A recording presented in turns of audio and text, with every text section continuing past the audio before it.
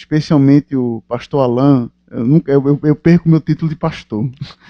É um sermão proposital, tá certo? Ou seja, como eu falei ontem, o texto que nós vamos ler agora, ele aparentemente ele é escrito com uma cosmovisão errada. Então eu quero pregar do jeito que ele está escrito, mas no final eu vou mostrar não o verdadeiro significado do texto, mas realmente porque Salomão escreveu Eclesiastes capítulo 9 do jeito que escreveu. Então abra sua Bíblia em Eclesiastes capítulo 9, eu peço sua atenção, tá certo? E aí vamos ficar até o final, para que o texto, se Deus permitir, possa fazer sentido em nossos corações. Eclesiastes capítulo 9, versículos de 1 a 10. Nós vamos ver sobre enxergando o mundo da maneira certa. Então nós vamos ver então um homem que aparentemente enxerga o mundo de forma errada.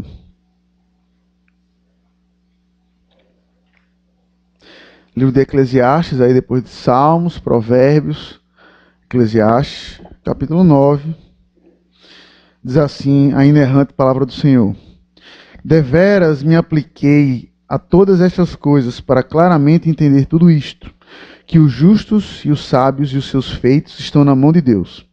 E se há amor, se ódio que está na sua espera, não sabe o homem. Tudo lhe está oculto no futuro. Tudo sucede igualmente a todos. O mesmo sucede ao justo e ao perverso, ao bom, ao puro e ao impuro, tanto ao que sacrifica como ao que não sacrifica, ao bom como ao pecador, ao que jura como ao que teme juramento. Este é o mal que há em tudo quanto se faz debaixo do sol. A todos sucede o mesmo. Também o coração dos homens está cheio de maldade, nele há desvarios enquanto vivem, depois rumo aos mortos. Para aquele que está entre os vivos, há esperança, porque mais vale um cão vivo do que um leão morto. Porque os vivos sabem que hão de morrer, mas os mortos não sabem coisa nenhuma, nem tão pouco terão eles recompensa, porque a sua memória jaz no esquecimento. Amor, ódio, inveja, para eles já pereceram. Para sempre não têm eles parte em coisa alguma do que se faz debaixo do sol. Vai, pois, come com alegria o teu pão e bebe gostosamente o teu vinho, pois Deus já de antemão se agrada das tuas obras. Em todo o tempo sejam alvas as tuas vestes e jamais falte óleo sobre a tua cabeça. Goza a vida com a mulher que amas, todos os dias da tua vida fugaz, os quais Deus te deu debaixo do sol. Porque esta é a tua porção nesta vida, pelo trabalho com que te afatigaste debaixo do sol. Tudo quanto te vier à mão para fazer, faze-o conforme as suas forças, porque no além, para onde tu vais, não há obra, nem projetos, nem conhecimento, nem sabedoria alguma. Vamos orar? Senhor Deus, que o teu Santo Espírito nos ilumine nesta manhã, que possamos entender a tua palavra, que possamos entender o que Salomão, em sua sabedoria, escreveu para nós nesse texto, para que assim, Senhor, possamos perceber que a nossa vida é muito mais do que aquilo que está debaixo do sol. Obrigado, Senhor, pela tua santa palavra e humildemente clamamos que teu Santo Espírito abra os nossos corações, os nossos olhos, os nossos ouvidos para entendermos a tua santa palavra. E em Cristo Jesus, nosso Senhor, que nós oramos. Amém. O livro de Eclesiastes, pessoal, é um livro em que Salomão ele escreve de uma forma muito objetiva. Tá? Ou seja, ele sai fazendo relatos, ele é um pouco diferente de Provérbios, enquanto Provérbios ele tem uma característica mais de decorar, tá certo? Ou seja, o livro de Provérbios ele é escrito para que as pessoas decorem com leis rápidas. Eclesiastes não. Eclesiastes ele é escrito mais como se fosse discursos mesmo de um pregador, né? Tanto que é a maneira até como ele se identifica. E no capítulo 9, tá certo? Que é o capítulo que nós lemos, você percebe que esse homem, Salomão, escrevendo esse texto, ele está escrevendo de uma forma altamente contemplativa. Se você vê o versículo 1, e aí eu quero ir verso a verso, tá, pessoal? Se você vê o versículo 1, ele vai dizer: Deveras me apliquei a todas essas coisas para claramente entender tudo isso. Ou seja, que o que ele está escrevendo, que ele vai dizer dali para frente, não é simplesmente uma coisa que ele acha. é fruto de uma reflexão. Ele parou para pensar naquilo. Não foi simplesmente uma reação a algo. Não foi algo que ele viu e disse, rapaz, o mundo é injusto ou o mundo é justo.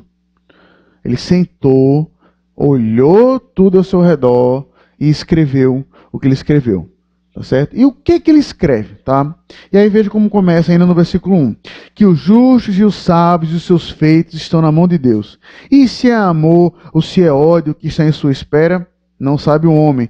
Tudo lhe está oculto no futuro. Então a primeira coisa que Salomão escreve nesse texto é de que o futuro você não tem como saber. Por exemplo, aí pontuar sempre com coisas práticas do seu dia a dia.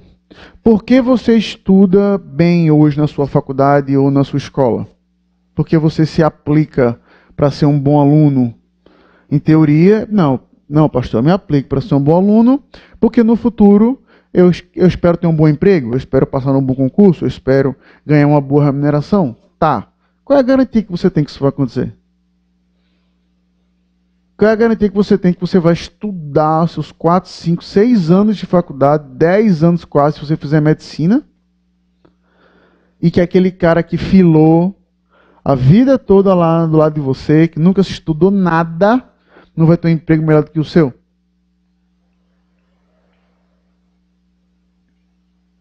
Então Salomão já começa dizendo isso. O que é reservado para o justo, para o sábio? Não sabe não. Esse raciocínio de que, meu amigo, tudo vai acontecer de bom se você fizer as coisas certas, não é bem verdade não. E no versículo 2, ele deixa até isso ainda mais claro, quando ele vai dizer assim, tudo sucede igualmente a todos. O mesmo sucede ao justo e ao perverso, ao bom, ao puro e ao impuro, justo ao perverso, ao bom, ao puro e ao impuro, tanto ao que sacrifica como ao que não sacrifica, ao bom como ao pecador, ao que jura como o que teme juramento. Aí o versículo 13 ele vai dizer, este é o mal que a tudo quanto se faz debaixo do sol. A todos sucede o mesmo.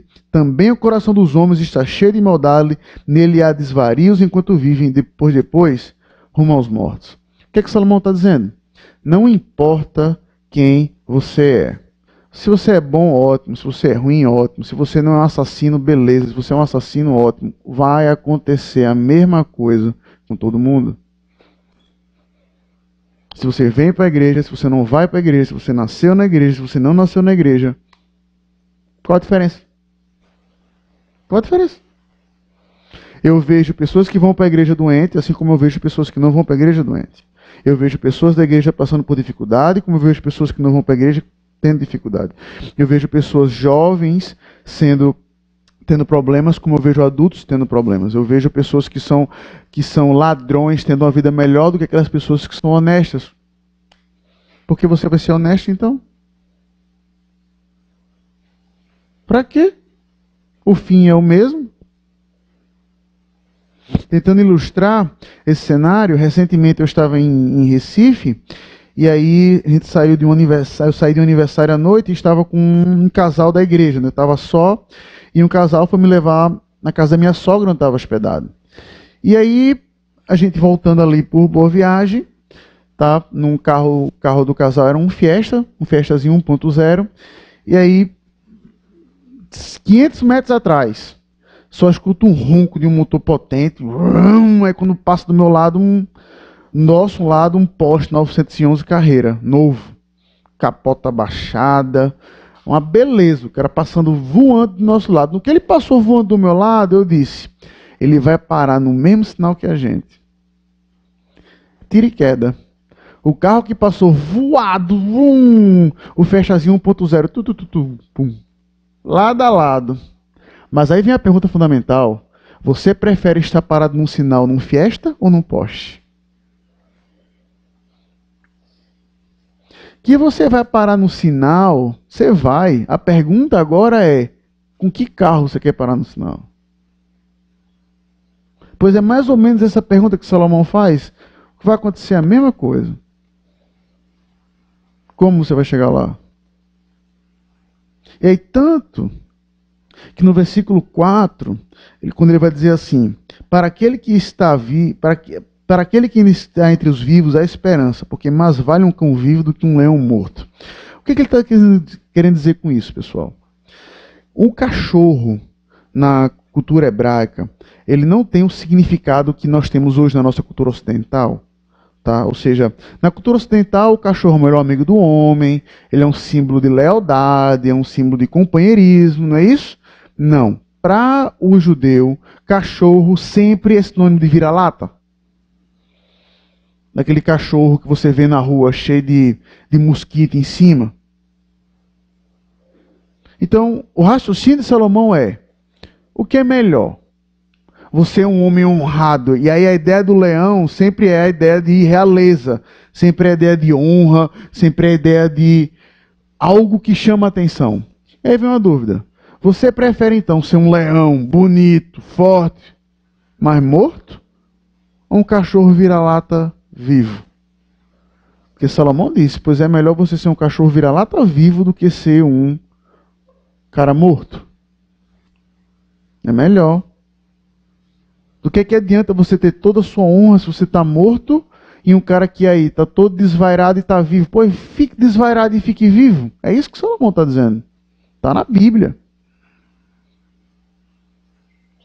Se você for em Recife algum dia, né, seja por curiosidade ou se algum dia você precisar e por um motivo realmente de enterro, mas lá no cemitério do Parque das Flores, quando você for lá, na minha opinião, é a ilustração mais visível que você tem dos chamados sepulcros caiados que Jesus fala. Você vai encontrar o túmulo de Maurício de Nassau, que é gigante, deve ter uns 4, 5 metros de altura, uns 3, 4 metros de altura. Tá certo? 2 cavalos em mármore branco. É muito bonito, é realmente muito bonito. É uma obra de arte. Você para lá na frente e fala: caramba, Maurício de Nassau. Olha o túmulo do cara. Tá. Ele está morto, eu estou vivo, ganhei. Por mais bonito que seja, o cara está morto, meu filho. Mortinho. E eu estou vivo. Não importa como eu esteja me vivendo, não importa se eu fiz nada para a minha sociedade. Eu estou vivo, o cara está morto. Acabou-se. Ele parou no sinal primeiro, eu ainda estou, ó. Ou seja, ele podia estar no poste que foi e já parou no sinal. Eu no Mil Fiesta ainda estou andando?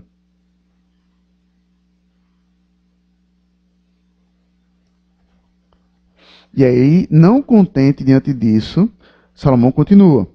E qual é a vantagem que você tem de estar vivo então? Aí o versículo 5 diz: porque os vivos sabem que hão de morrer, mas os mortos não sabem coisa nenhuma. Então, meu amigo, qual é a moral da história se você está vivo? É porque um dia você sabe que você vai? Acabou-se. A única vantagem que você tem para um cara que morreu é que você sabe que você vai um dia chegar lá. É a única vantagem que você tem em cima dele. E a outra que está no outro versículo. A primeira vantagem é essa. É que quando você olha para uma pessoa que morreu, você sabe, um dia. Um dia. Só. E você já percebeu quando alguém morre, a nossa tendência sempre é valorizar aquelas pessoas.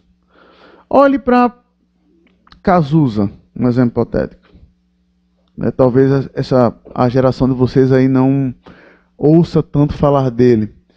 Mas Cazuza, que foi o iniciador, né, do Barão Vermelho, e depois seguiu carreira solo, foi um artista que influenciou toda uma geração.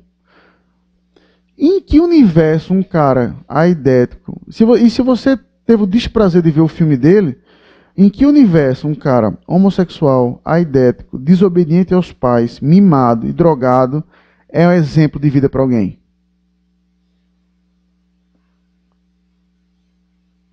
Nenhum, né? Mas bastou Cazuza morrer e ele foi automaticamente alçado ao status de quê? De herói. Automático.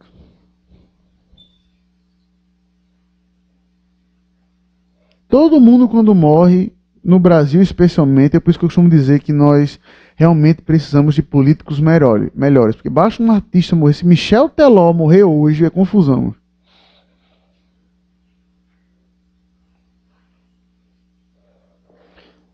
Só que o cara morreu. O cara morreu. Não importa o que ele tenha feito de máximo, o cara morreu. E você está vivo. Aí você pode olhar para o cara que morreu e disse: eu estou vencendo? Eu estou vivo. Um dia eu vou chegar lá, mas agora não. Então a vantagem do cara que está vivo é porque ele sabe que vai morrer. E a outra, está no outro versículo, quando ele vai dizer assim: amor, ódio, inveja, para eles os que morreram, já pereceram. Para sempre não tem eles parte em coisa alguma do que se faz debaixo do sol. E a segunda vantagem de quem está vivo diante de quem está morto é porque os sentimentos nos pertencem. Os sentimentos nos pertencem. E aí veja que aí Salomão ele só fala sentimentos bons. Veja quais são os três que ele cita: amor, ódio e inveja. Ou seja, a vantagem de eu estar vivo diante do cara morto é porque, eu sei que eu vou morrer, e dois, porque eu tenho meus sentimentos. Eu posso amar uma pessoa, eu posso odiar outra pessoa, eu posso invejar outra pessoa. Porque aquele homem que morreu não pode fazer nada. Mas eu posso. Eu posso. Eu posso olhar para alguém e dizer assim: eu odeio você.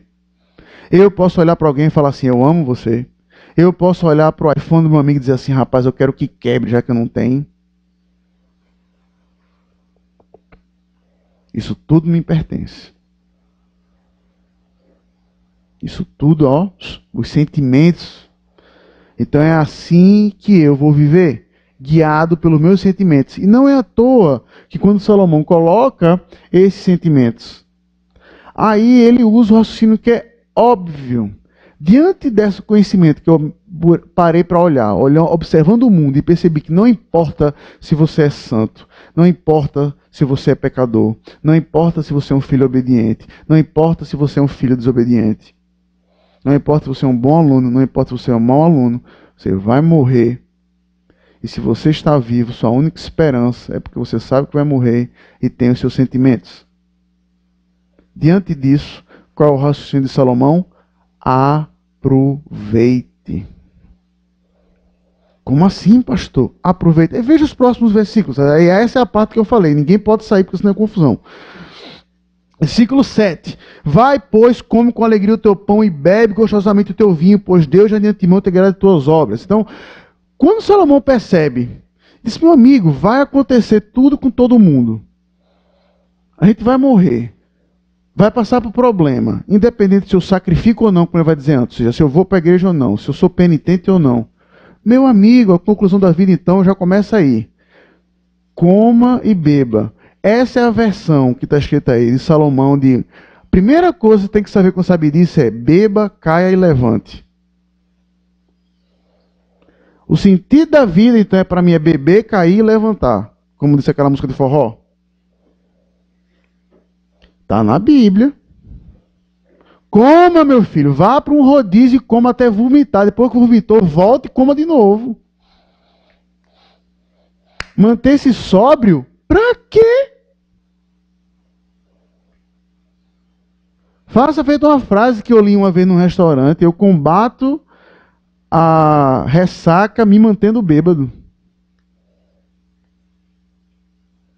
Se o sentido da vida só está no que você faz debaixo do sol, aproveite os prazeres da carne.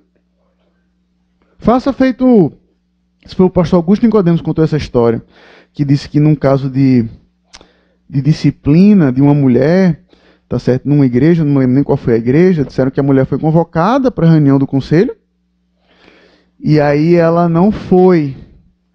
E aí ela não foi, mas ela mandou um cartão que não sabe se ela estava sendo irônica, que é a minha opinião, ou se foi para dizer de que ela não foi porque estava no compromisso naquele lugar. Mas o cartão era de uma churrascaria, Espetos. E qual é o lema do Espetos? Aproveite os prazeres da carne.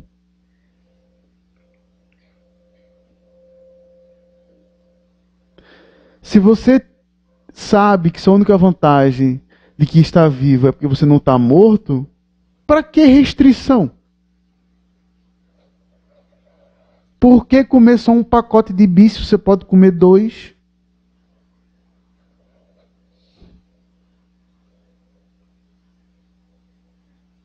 Por que não fazer como a cena Tu tá fazendo mestrado no Jumper, né? Não sei se tu percebe a mesma coisa, mas quando eu tava lá, naquela esquina, quando chega num prédio, ou seja, no Mackenzie, que é a maior universidade particular do Brasil, tá certo? Presbiteriana, na esquina, tá certo? Tem um bar. 8 horas da manhã. A hora que começam as aulas, ou seja, a gente indo lá, eu em julho, aquele frio de São Paulo, bem mais frio do que está aqui, 8 horas da manhã, jovens da idade de vocês tomando cerveja lá. Olha, que mais vende cerveja na América Latina. 8.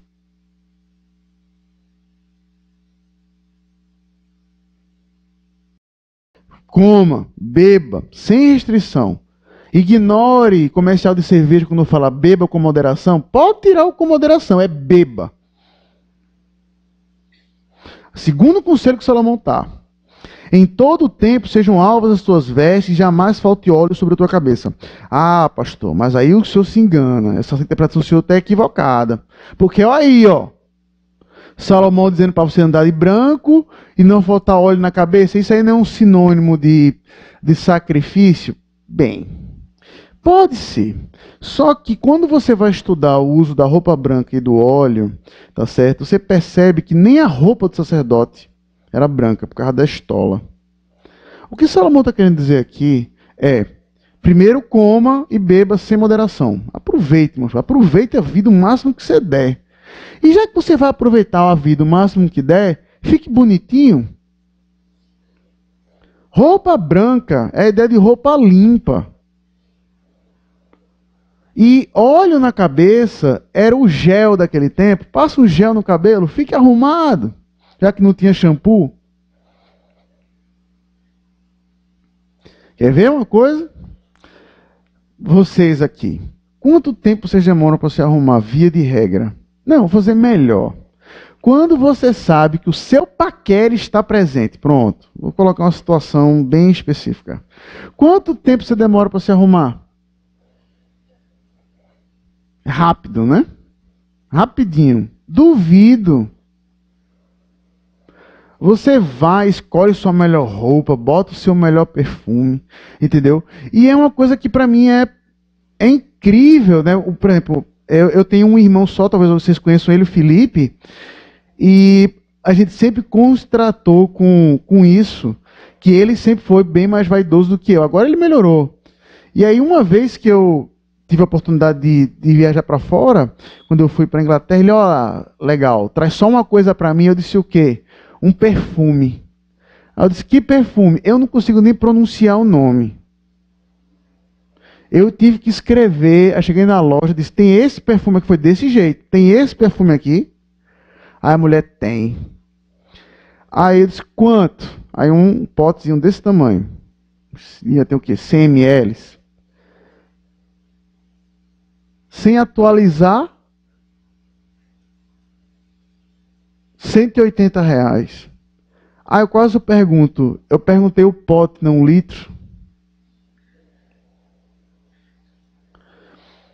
E aí eu comprei e disse, legal, eu trouxe teu negócio. Aí o que esse perfume tem para custar tudo isso? E o pior é que foi presente meu para ele, ou seja, para facada no irmão é boia, né? Aí eu disse, o que o perfume tem para custar tudo isso aqui que acabou com o meu dinheiro da viagem? Não, é porque é um dos melhores do mundo. Eu disse, tá. Na época ele ainda não estava casado, tá? Eu acho que estava até namorando a Janine. Ah, porque é bom. Isso no Brasil é 2 vezes o preço. Não importa o que tem no Brasil. Minha cabeça não processa pagar mais que isso no perfume. Os meus perfumes eu uso tão pouco, pergunta a minha esposa, que evaporam. Eles somem, porque ele evapora. Que eu não uso. Tudo bem que eu sou o extremo errado. Homens não sigam o meu exemplo. Certo? Mas a pergunta é por que você paga tanto nisso? Por que você usa essa farda da Hollister? Para mim parece farda. Todo mundo jovem que usa parece um colégio. Tá certo? Por que você paga tanto numa camisa da Hollister? Se alguém está aqui da Hollister, me perdoe, viu? Tem um ali, ó. Por que você paga tanto numa camisa dessa? Que você acha massa. Ou alguém lhe diz que você acha massa, que você quer ficar bonito.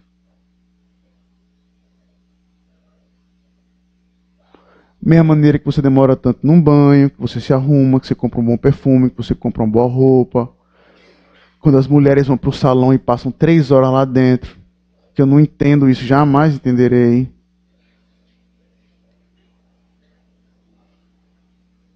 Por que isso? Você está seguindo o conselho de Salomão. Já que você vai aproveitar a vida, aproveite bonito. Bota uma roupa legal, compra uma camisa da Hollister, passe gel no cabelo, use perfume caro, fique bonito, fique cheiroso. Para seguir o terceiro conselho, que é qual? Versículo 9. Goza a vida com a mulher que amas. Ah, pastor. Mas aí quebra no meio. Porque ele está falando da vida de um cara casado. Bem, você já deve ter ouvido isso, mas na Bíblia, por muitas vezes, algumas traduções não são acuradas. Né? Falha alguma coisa ou outra, e aí o tradutor, por muitas vezes, coloca a sua própria opinião. Em Eclesiastes 9, tá certo? Eu fiz a minha própria tradução desse versículo, e percebendo isso, eu disse, rapaz, se eu estou entendendo isso direito, deixa eu confirmar antes de pular para a minha conclusão. E peguei alguns comentários e percebi que eu não estava só no meu raciocínio. Eu quero dizer, esse artigo definido, goza a vida com a mulher que amas, ele não existe no original. Ele não existe. Em hebraico não existe artigo indefinido. Não existe. Então, ou seja, a ausência da definição automaticamente indefine. Então, ou seja, goza a vida com uma mulher que amas.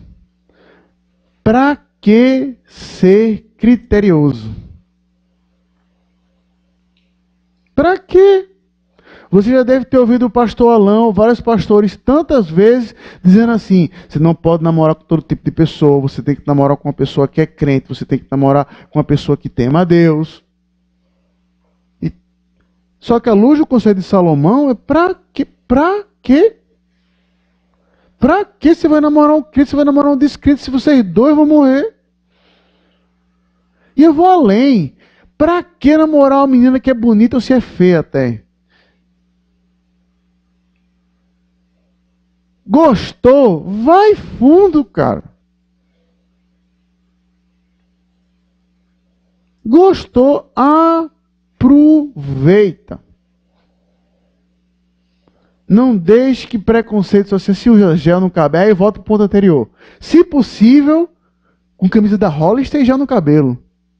Mas se não, pode ser o Leonardo mesmo.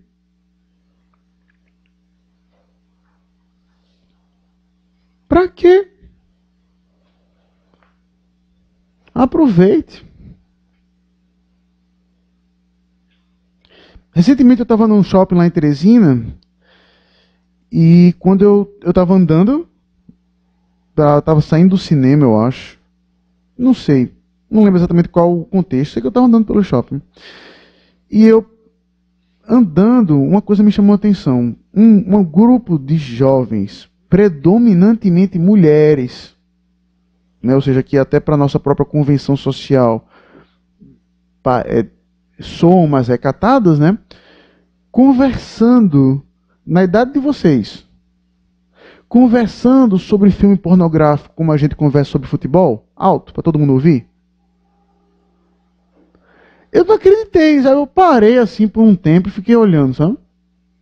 Assim, rapaz, não sei se eu estou ouvindo direito o que eu estou ouvindo. Mas olha a idade dessas meninas, deve ter seus 18, 19 anos. Comentando sobre sexo como se fosse a coisa mais natural dessa vida. Mas a luz do que Salomão escreve é isso mesmo. Para que você manter sua pureza? Se você vai morrer? Para quê? Porque você vai preservar o seu corpo. Se você pode ter um amante, tenha vários.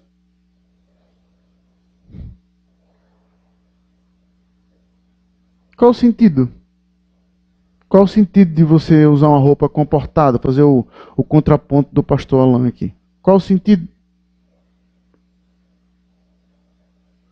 Em um acampamento passado, eu já tive que lidar, com certeza o pastor Alain também, com uma moda que eu não explique-me isso depois, vocês podem tentar se arriscar, de que, sabe Neymar, que mostra a marca da cueca para todo mundo? Aí os homens do acampamento, tudo andando com a cueca aparecendo, e as meninas com a calcinha. E eu disse, que beleza, né? Eu já vendo a marca de todo mundo. Eu disse, patrocínio. E aí eu disse, ó, pare, não use, não. Aí proibiu e obedeceram. Mas seguindo o conselho de Salomão, por que você vai ter algum tipo de recalque com o seu corpo? Para quê? Você não vai morrer? Meu amigo, se for para morrer, então não morra virgem. Você já vai estar bonito mesmo com gel na cabeça, camisa da Hollister, então use.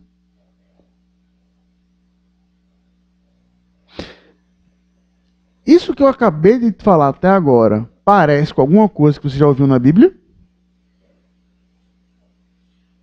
Mas vocês queriam que fosse verdade, né? É um sermão que quando eu prego, você vê um monte de gente lá atrás. Yes, eu estava certo, a Bíblia me apoia. Mas perceba que tudo que eu falei não está escrito na Bíblia. Está aqui. Por isso que eu fiz questão de ir verso a verso. Para que você vai manter sua vida pura? Para nada. Você não vai morrer? Aproveita. Aproveita. Agora, o que é que você talvez não saiba sobre Eclesiastes? Observe, por favor, essas palavras aqui. Quando você olha para o capítulo 9, assim como todo o livro de Eclesiastes, tem uma expressão que você precisa sempre destacar para poder entender bem o que ele quer dizer, tá certo? Veja aí, a partir... Ele vai colocar isso em todo o texto, tá bom? Agora, vamos reler o texto, mas conte comigo, toda vez que aparecer a expressão debaixo do sol, você conta, tá bom? Alto, só para você perceber. Vamos reler aí Eclesiastes 9. Deveras me apliquei a todas essas coisas para claramente entender tudo isto, que os justos e os sábios e os seus feitos estão na mão de Deus, e se é amor ou se é ódio que está à sua espera, não sabe o homem, tudo lhe está oculto no futuro. Tudo sucede igualmente a todos. O mesmo sucede ao justo e ao perverso, ao bom, ao puro e ao impuro, tanto ao que sacrifica como ao que não sacrifica, ao bom como ao pecador, ao que jura como ao que teme juramento. Este é o mal que há em tudo que se faz debaixo do sol. A todos sucede o mesmo. Também o coração dos homens está cheio de maldade, nele há desvarios enquanto vivem, depois rumam mortos. Para aqueles que há entre os vivos há esperança, porque mais vale um cão vivo do que um leão morto. Porque os vivos sabem que hão de morrer, mas os mortos não sabem coisa nenhuma, nem tampouco terão eles recompensa, porque a sua memória já no esquecimento. Amor, ódio, inveja, para eles já pereceram, para sempre não tem eles parte em coisa alguma do que se faz debaixo do... Duas. Vai, pois, come com alegria o teu pão e bebe gostosamente o teu vinho, pois Deus já de antemão se agrada de tuas obras. Em todo o tempo sejam alvas as tuas vestes, e jamais falte o óleo sobre a tua cabeça. Goza a vida com a mulher que amas, todos os dias de tua vida fugaz, os quais Deus te deu debaixo do sol. 3. Porque esta é a tua porção nesta vida, pelo teu trabalho com que te afatigastes, debaixo do 4. Tudo quanto te vier à mão, faz conforme as tuas forças, porque no além, para onde tu vais, não há obra, nem projetos, nem conhecimento, nem sabedoria alguma. Em 10 versículos, essa expressão é repetida 4 vezes. Por quê? O que Salomão faz aqui, já a gente vai ler um outro texto em Eclesiastes também, é assumir a visão de um homem que enxerga que o mundo se resume a isso, ao que você vê debaixo do sol.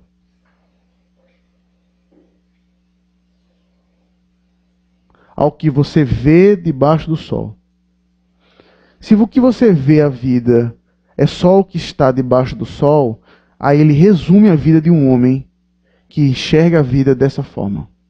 Salomão não defende esse tipo de vida, nem eu, muito menos. Já a gente vai ver com o que realmente Salomão defende. Mas o que ele mostra é de que se sua vida se resume a olhar o que está debaixo do sol, a maneira mais coerente de você viver é essa.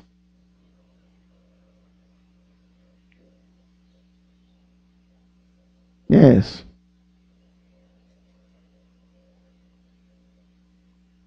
Mas aí então eu pergunto, por que vale a pena manter uma vida pura? Vale, vale. A pergunta é por quê? Porque vale a pena você defender o seu corpo no que diz respeito ao sexo e ao namoro. Eu estava lendo um livro, Desintoxicação Sexual, não sei quantos já leram. É o nome do livro, e eu concordo com a frase dele. Antigamente, e quando eu digo antigamente, certo, pessoal, eu estou falando de mim e do pastor Alan aí, que é um pouquinho só mais velho que eu. Um pouquinho. Veja que eu fui bondoso, se tu forçar aí eu alopro. Certo? Ou seja, no nosso tempo, ou seja, a gente está falando aí só de 18, 15 anos de diferença de vocês aí, 20 no máximo. Ver uma mulher nua era o ápice de uma manhã de escola. O ápice, aquele seu amigo que o pai comprou uma Playboy, ó, o que eu tenho aqui embaixo do braço. E aí você vê aquele grupo de homens olhando uma revista que era o ápice. Hoje, eu falando com vocês, eu assumo que 80% dos homens aqui têm problema com pornografia. Não é que viram, não. É que tem problema. São pessoas que veem frequentemente. Eu assumo essa verdade. Você pode chegar para mim e falar, pastor, não é o meu caso? Eu acredito. Mas por bem da minha própria visão pastoral, eu já entendo isso. Que é um problema na vida de vários de vocês, homens e mulheres. Que não tem página segura. E quando eu digo que não tem página segura, não quer dizer que você está caindo assim, vai cair naquela história de vírus. Não, não.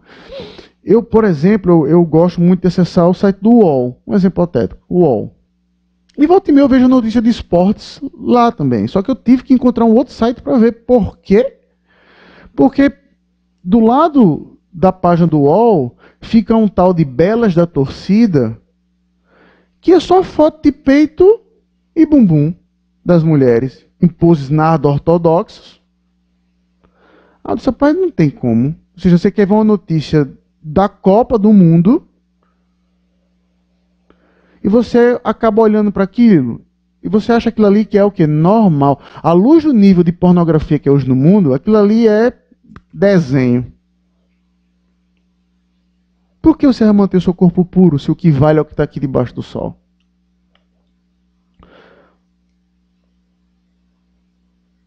Essa realmente é a lógica. Se você falar, meu amigo, minha vida se resume a essa vida. Me resume a essa vida. É por isso que eu quero ficar bonito o tempo todo. É por isso que eu quero ficar arrumado o tempo todo. É por isso que eu não tenho limites. Eu como que eu quero comer ou eu não como que eu não quero comer. Eu namoro quem eu quiser namorar. Os sentimentos pertencem a mim. Eu estou debaixo do sol, eu estou vivo. Eu prefiro ser então um cachorro vira-lata do que eu sou um homem honrado, mas morto.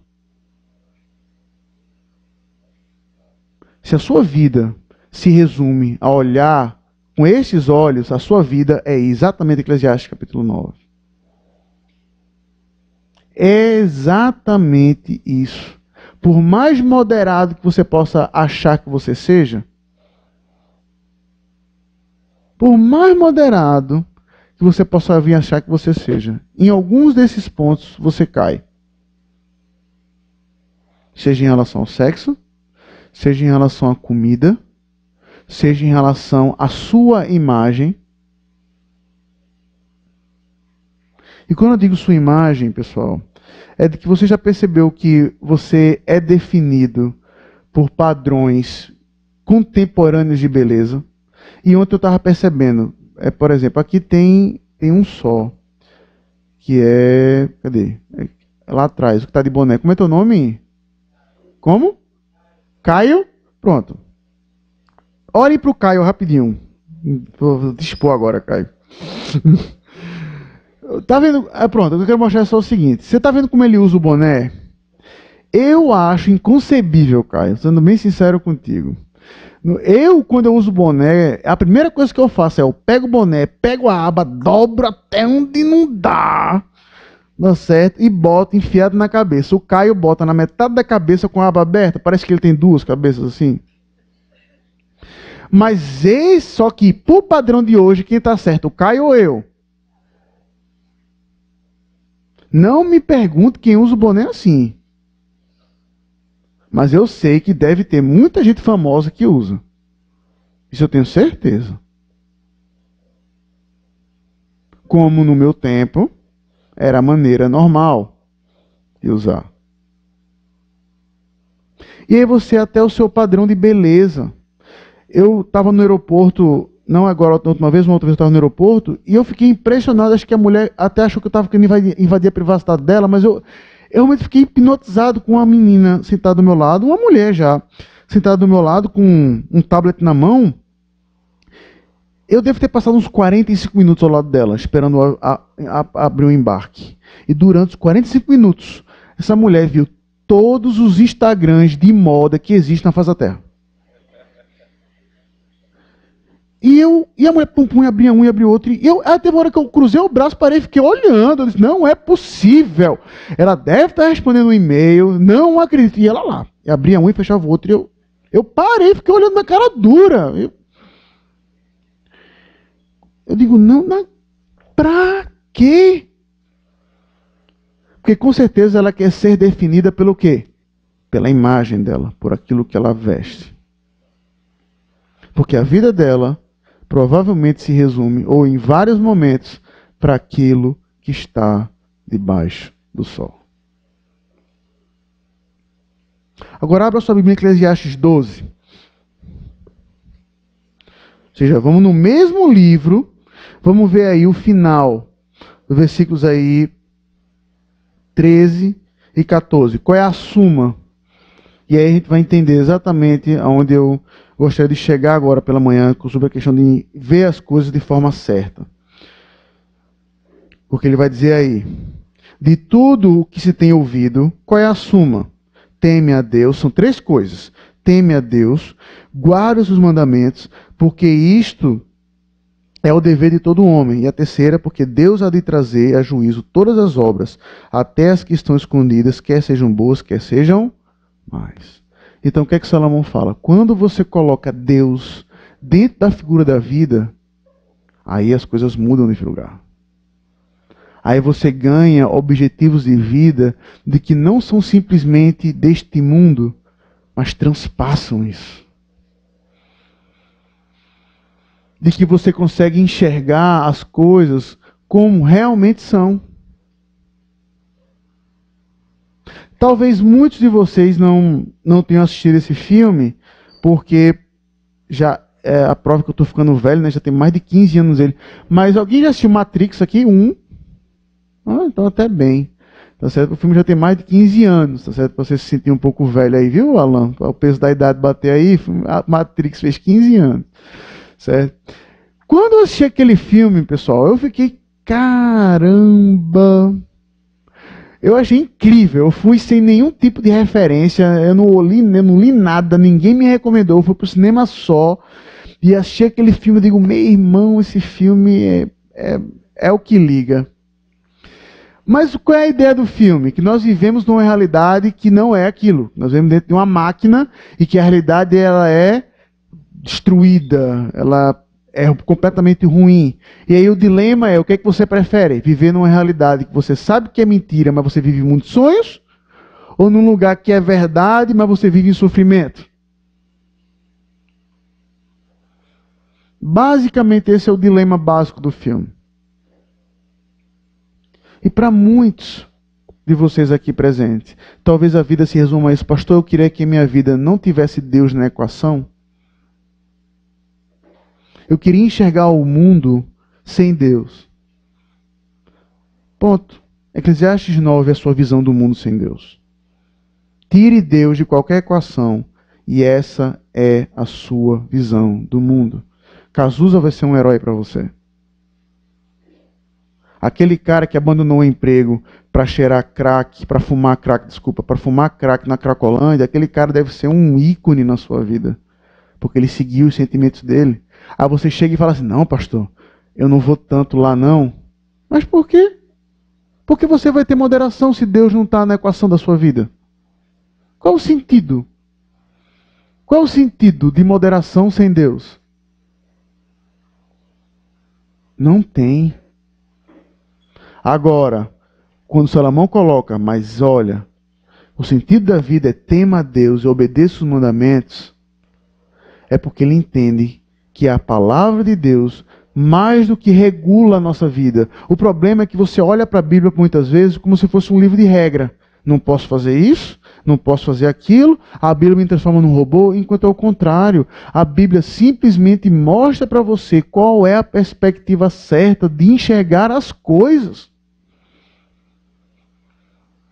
De que quando você entende que existe um Deus que é criador de todas as coisas e que vamos prestar conta diante dele dos nossos atos,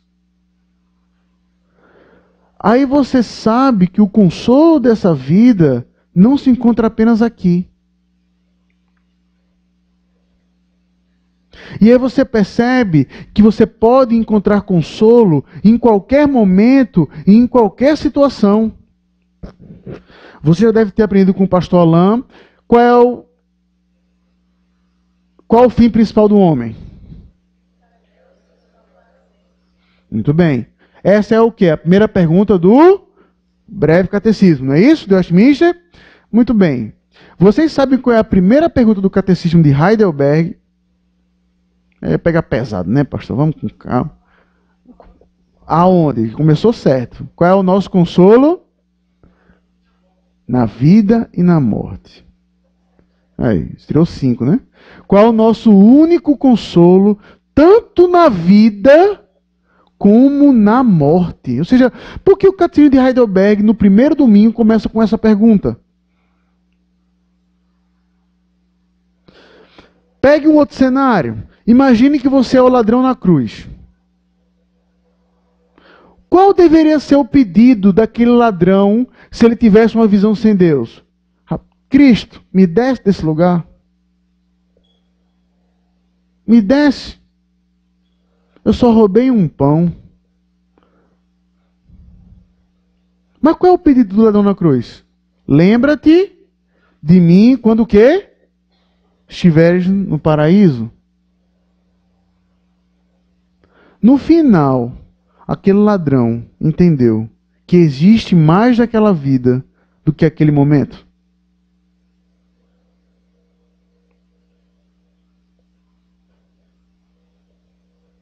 Vocês, jovens, adolescentes, são estimulados pelo mundo a viverem de forma desenfreada.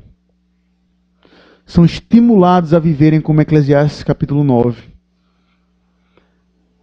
E aí eu quero só mostrar e concluir, já começar a conclusão com isso. O homem que escreveu isso, por que ele escreveu como ele escreveu? Porque ele viveu dessa forma. Salomão teve muitas mulheres. Salomão foi o cara mais bem vestido de todo o tempo, como o próprio Cristo diz isso. Salomão foi um cara que teve dinheiro a rodo. Salomão fazia banquetes épicos. Mas tudo isso levou ele ao quê? A idolatria. A ter outros deuses. Porque um só Deus não é o bastante. E pessoal, idolatria não é adorar Maria só não. A gente aqui, especialmente no Nordeste, tem o nosso conceito de idolatria muito focado a imagens, né? Ah, não adoro Maria, não adoro São João e por aí vai. Idolatria é você colocar qualquer coisa na sua vida no lugar de Deus. Você pode idolatrar o seu namorado, você pode idolatrar a sua namorada, você pode idolatrar o seu emprego, você pode idolatrar o seu estilo de vida. a nossa tendência de colocar bobagens como se fossem coisas importantes. E isso, pessoal, vale para todos nós. Permita-me um exemplo meu, deixa eu falar de uma falha minha. 3 anos atrás, quando eu estava no simpósio, justamente dos simpósios puritanos, que alguns de vocês devem ir. E aí, como eu sempre faço, tem um diácono lá da igreja que eu deixo a chave da minha casa. Né? Vitor, o nome dele. Disse, Vitor, ó, sempre dá uma olhadinha na minha casa, tudo e tal, tal. E é o que acontece, é como está acontecendo nesse momento. Ele vai lá, dá uma olhada, tá certo, nas coisas lá de casa. Dito isso, quando a gente já estava no caminho de volta, aí ele inclusive disse, pastor, tem algum problema se eu dar um tempo aqui, assistir um filme? Eu disse, não, fique à vontade, minha casa é sua nesse tempo que eu estiver fora. Aí veja, o cara estava fazendo um favorzão para mim, perdendo o tempo dele para tomar conta da minha casa. No caminho de volta, quando a gente já está voltando, aí ele me liga. Disse, ô pastor, eu estava tentando assistir um filme aqui e tudo, e não está funcionando. Eu disse, ô Vitor, tu tentou colocar o DVD aonde? Não, eu coloquei aqui no PlayStation 3 do senhor. Disse, tá bom. Aí eu, no que desligou o telefone, eu virei para Anne e disse, Anne, queimou meu PlayStation 3.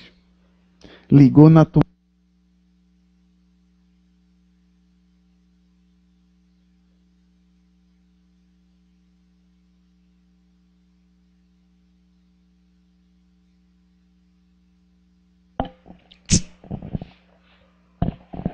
Pronto.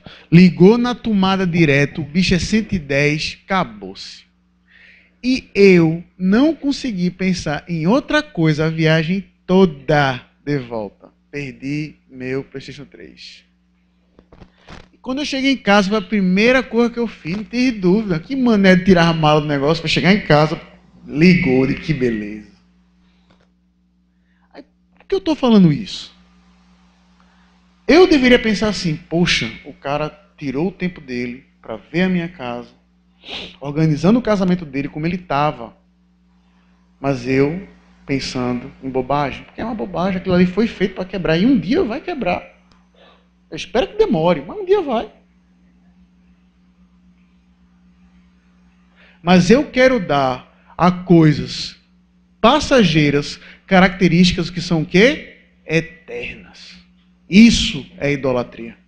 É quando nós damos as coisas passageiras eterno. Quer ver uma coisa? Muitos de vocês aqui já tiveram ou estão tendo seu primeiro namoro. Não quero nem saber para não ter preconceito. E aí, com 1, 2 dias do seu namoro, você já não imagina a cidade lá dessa. Você fica com aquela cara de paisagem. É o amor da minha vida. Tudo que eu pedi a Deus. Aí vai. Aí o namoro acaba. Como é que você se sente? Na lona. Por quê? Por que você se sente na lona no final do seu namoro? Ah, poxa, porque minha vida dependia dela. Pronto. Se você é rapaz e escuta esse tipo de música, você está errado. Mas pega CPM 22 para mim. Eu espero que ninguém escute esse tipo de barulho, tá certo? Aí você pega 1 minuto para o fim do mundo. O cara perdeu uma namorada, é melhor que o mundo acabe? Mas quando eu escutei isso pela primeira vez, eu disse, não é possível. O cara perdeu uma namorada, por então que acabe o mundo? É isso, é Eclesiastes 9, é ver o mundo de forma errada. Eu quero que as coisas debaixo do sol sejam eternas. Se elas não são, eu morro e me afogo com elas.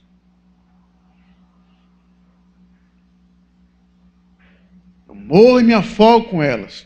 Mas, se nós estamos em Cristo, nós podemos entender claramente qual é o sentido da vida, de que obedecer a Deus, temer a Deus, e que nós vamos prestar conta diante dele, já foi feito em Cristo, que ele obedeceu perfeitamente a lei, para que eu e você pudéssemos entender que uma vida de obediência aqui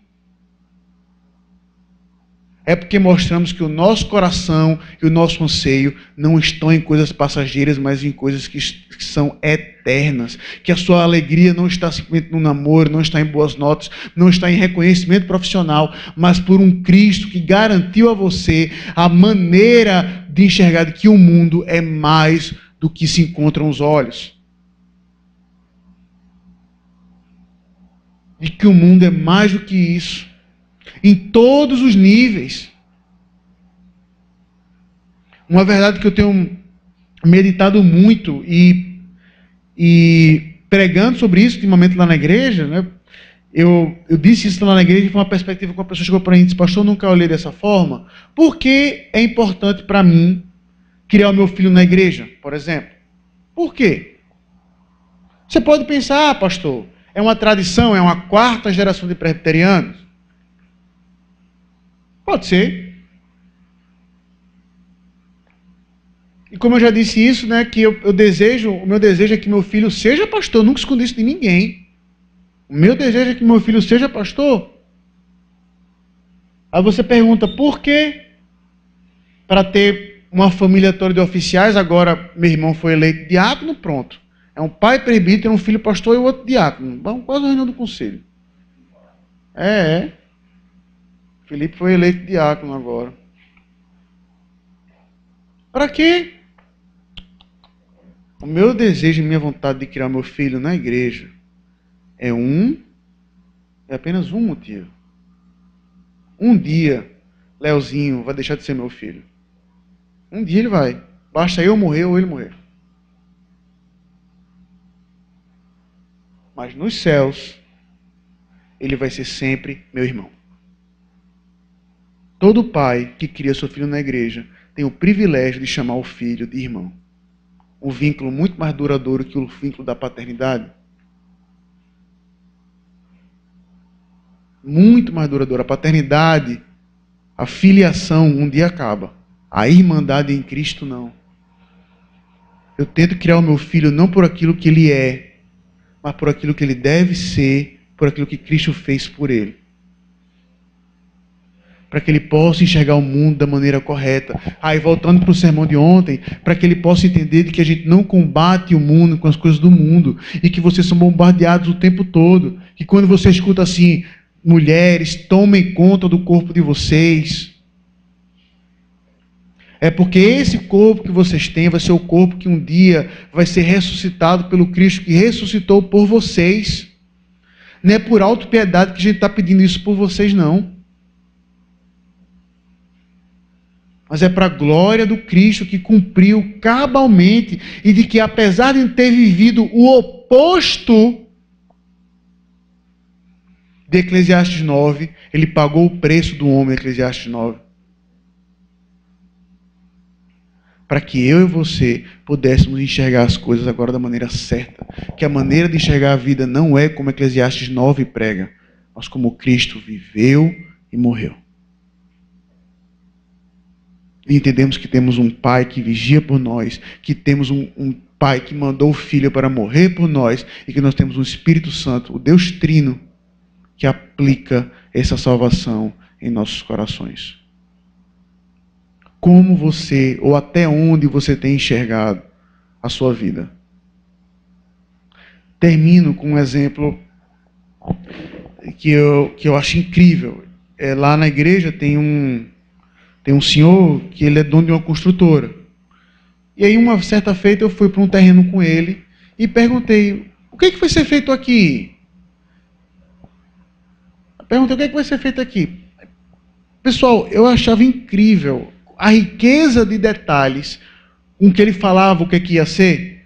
Aqui vai ser um prédio, aqui vai ter um portão, o muro vai ficar ali, a entrada vai ser aqui, e eu só vendo mato. Eu só vendo mato. Mato na minha frente, até onde o olho ia.